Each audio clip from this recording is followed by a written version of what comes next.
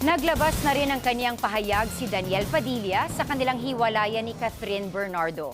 Ayon kay Daniel, malaking biyaya ang 11 taong pagmamahala nila ni Catherine at babaunin niya ang mga alaala ng kanilang pagsasama.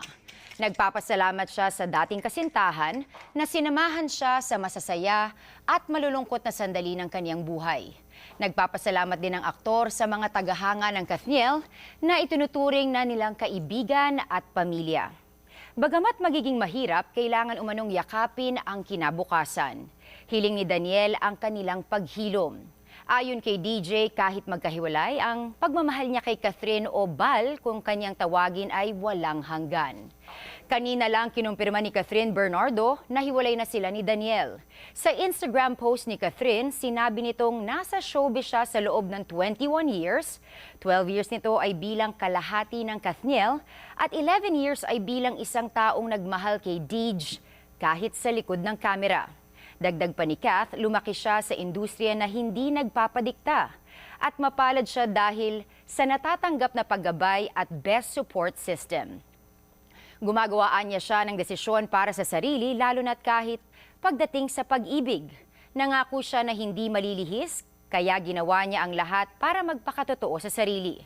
Batid niya ang mga usap-usapan at espekulasyon tungkol sa kanilang relasyon, kaya para matigil na ang mga ito, ninais ni Catherine na marinig mismo mula sa kanya ng publiko na totoong nagdesisyon na sila ni Daniel na maghiwalay na. Sabi pa ni Kath, kung anuman ang meron sila ni Deej, tunay ito at hindi para lamang sa show.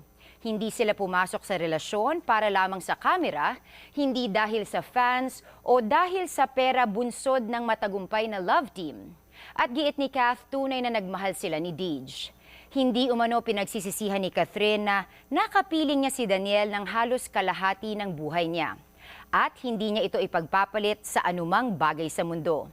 Ang 11 taong relasyon ay nagbigay-anya sa kanya ng saya, adventure at pakiramdam ng isang tunay na tahanan sa piling ni Daniel. Si Daniel anya ang first boyfriend ni Catherine at hindi mawawala ang pagmamahal niya para dito. Sinubukan anya ng Kathniel na ayusin ang relasyon pero kailangan nilang tanggapin na hindi na maibabalik kung ano sila dati. Unfair din anya na magpanggap sila ng walang naging pagbabago. Sabi ni Kath, nitong mga nakalipas na buwan ay naging mahirap ang sitwasyon para sa kanila ni Deej. Salamat anya na binigyan sila ng oras para i-process ang sakit. Ang kanilang love story ay nagsimula anya sa respeto at nagtatapos din na may respeto rin.